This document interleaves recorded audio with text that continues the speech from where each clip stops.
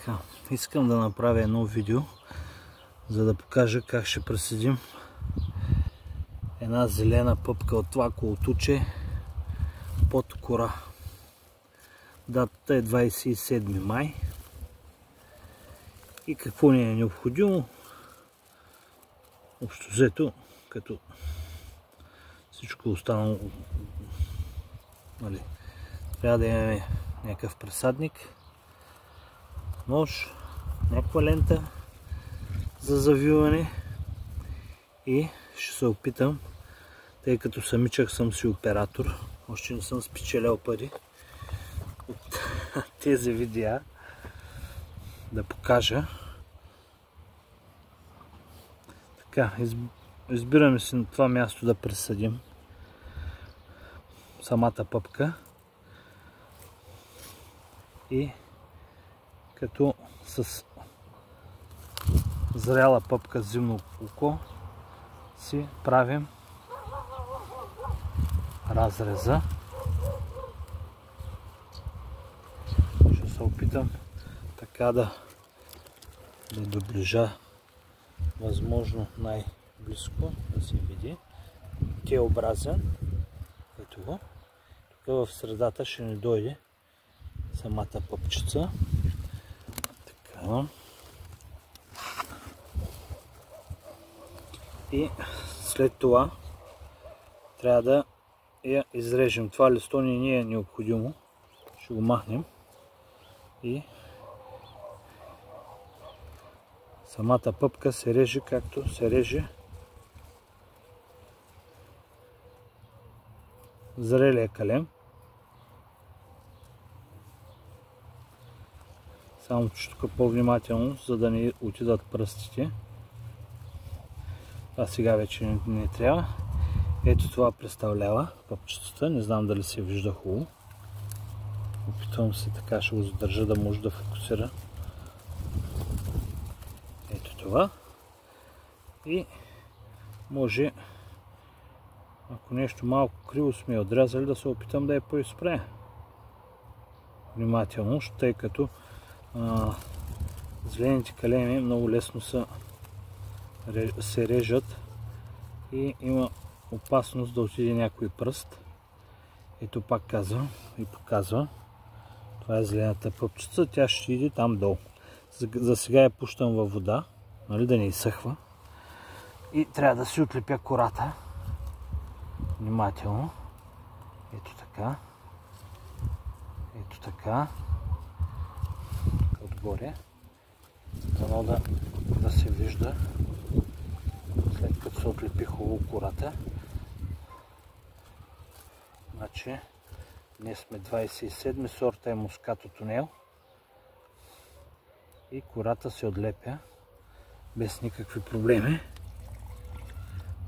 Сега трябва да си вземем пъпчицата и да я мушнем в дупката, дано да се вижда. Я да погледна. Вижда се. Така. Мушкаме, мушкаме, мушкаме, мушкаме. Обаче идва малко, трябва да разцепим още малко надолу. Но голяма съм е отрязал или просто разрезът е по-малък. Така. Втори опит.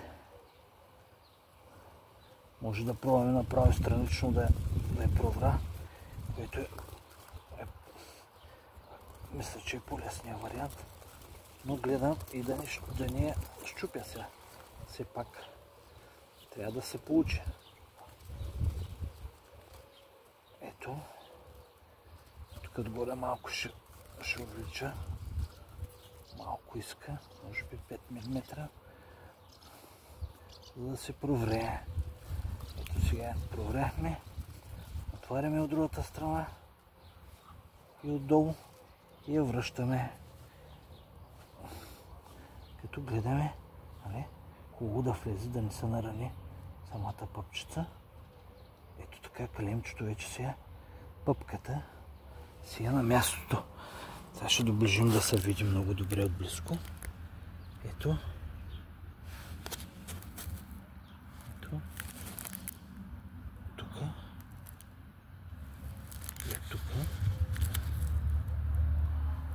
се реди. Добре. Мисля, че се вижда. Назря най-добре под кората, която се отлепя лесно. Сега вече това нещо следва да я привържим. Използвам тук една друга лента. Малко толкова съм отрязал.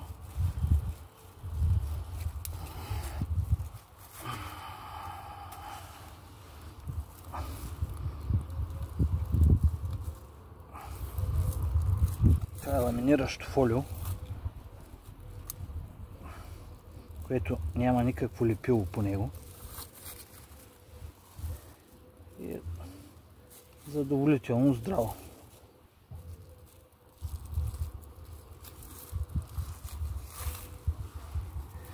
Нарочно използвам такава лента, която няма никакво лепило в момента, тъй като все пак калемчето, което използваме е зелено. Ако се допре някъде до лепило, има вероятност да го скъсаме. Но това представлява пресаждането на зелена пъпка под кора. На 27. Така.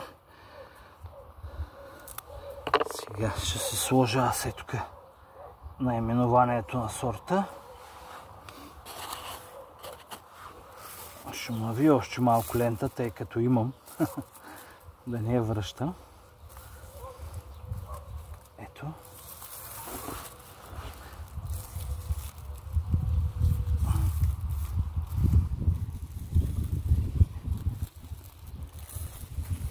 Ето така. Хубаво. Стига се много добре.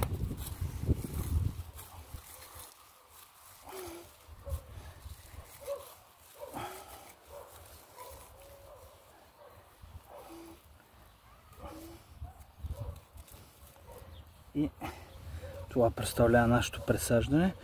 Можем да го засенчим с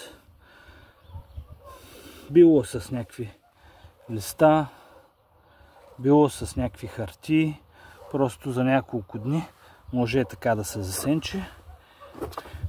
Ето тук ще използвам дори. Имам малко изолир бант с това листо. Само момент да ви покажа отблизко какво представлява. Вече пъпчетата загъната. Ето. Ето. Завита хубаво с лентата. Сега ще сложим едно листо и би трябвало да ни покара от лятната пъпка. Ето така.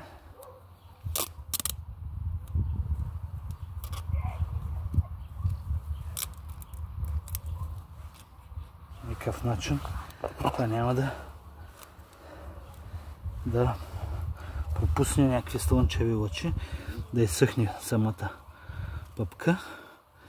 И искам да покажа какво се случва с пъпката, която пресадих, зрелата пъпка под кора.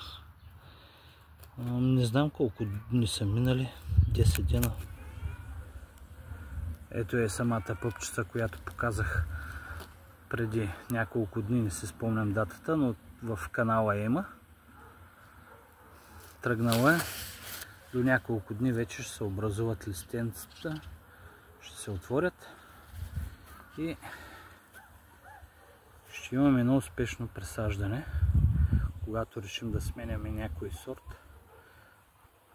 Това нещо се прави, нали, пресаждането под кора, когато се отлепя кората.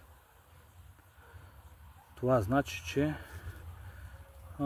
май месец, според зависимост от самия сорт, който пресаждаме, на някои